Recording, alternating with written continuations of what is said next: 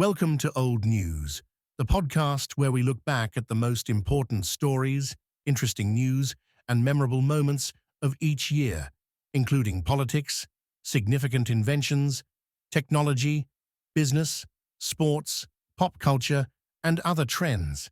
In today's episode, it's 1960.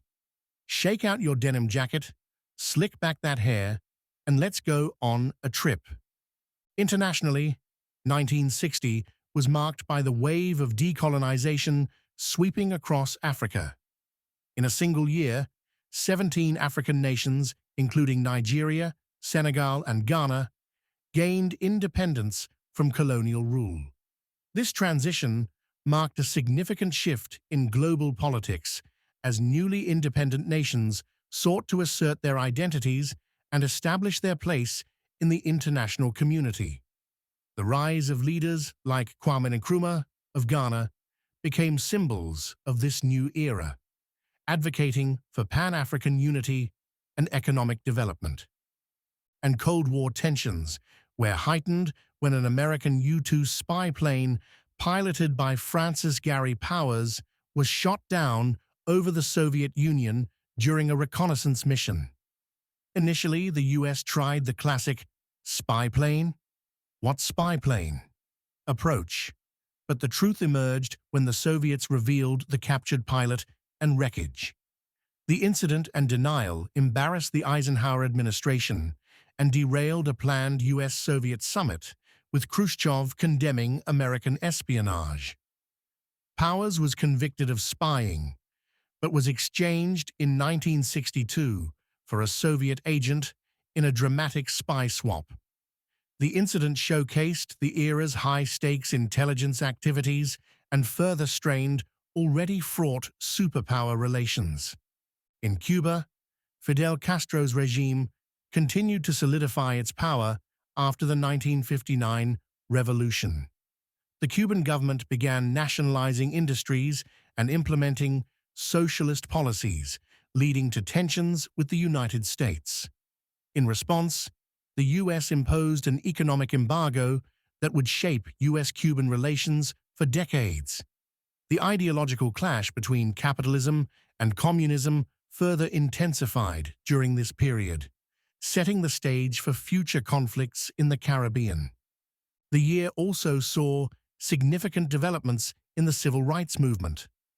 On February 1st, 4 African-American college students initiated a sit-in at a whites-only lunch counter in a Woolworth store in Greensboro, North Carolina. They requested service and were refused due to their race, then remained seated in peaceful protest. Their actions inspired similar demonstrations across the country, as students engaged in other sit-ins to challenge segregation. This grassroots activism helped galvanize the civil rights movement and led to the eventual desegregation of many public facilities. Then there was a historic U.S. presidential election, which pitted Republican candidate Vice President Richard Nixon against Democratic Senator John F. Kennedy. It was the first election to include televised debates, which reached over 70 million viewers and reshaped political campaigns. Kennedy's youthful energy and polished presence contrasted with Nixon's pale, nervous demeanor under the harsh studio lights, giving Kennedy a decisive advantage with television audiences.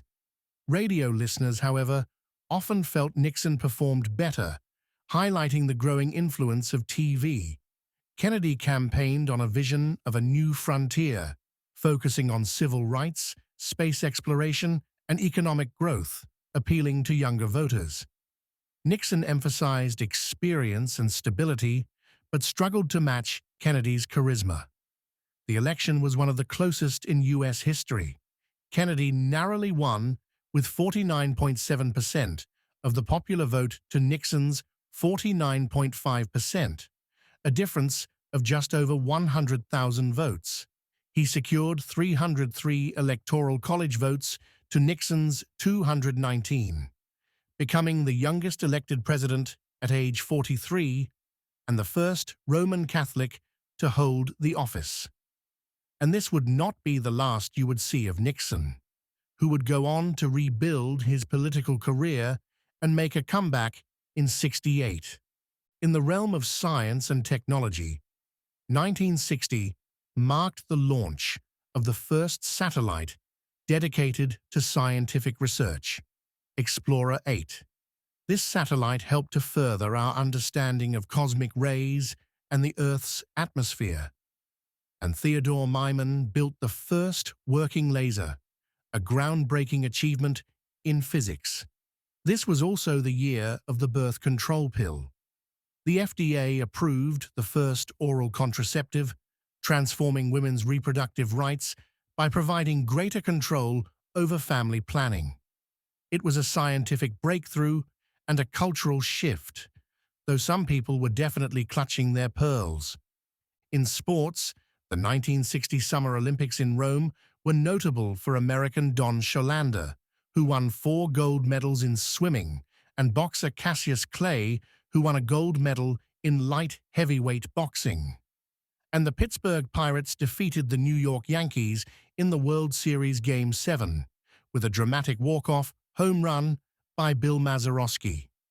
In football this year, the AFL was formed as a rival to the NFL.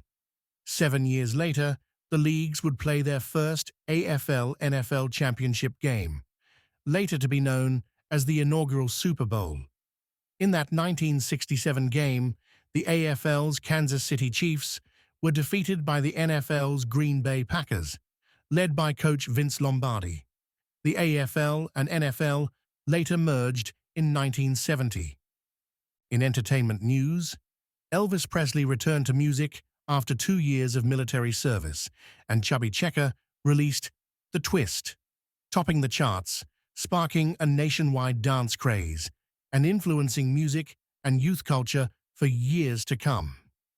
And The Flintstones became the first animated primetime TV show, proving that even in the Stone Age, people still dealt with nosy neighbors and work stress. 1960 also saw the release of Alfred Hitchcock's thriller, Psycho, set at the Bates Motel. The film's groundbreaking techniques and shocking plot twists changed the landscape of horror cinema and established Hitchcock as a master of suspense. In literature, Harper Lee published To Kill a Mockingbird, a classic exploring racial injustice in the American South. Set in the 1930s in Alabama and narrated by Scout Finch, it follows the trial of Tom Robinson, a black man falsely accused of raping a white woman, and highlights themes of morality, empathy, and courage. This has been old news, a year in review. In the words of Winston Churchill, those that fail to learn from history are doomed to repeat it. See you next time. Stay curious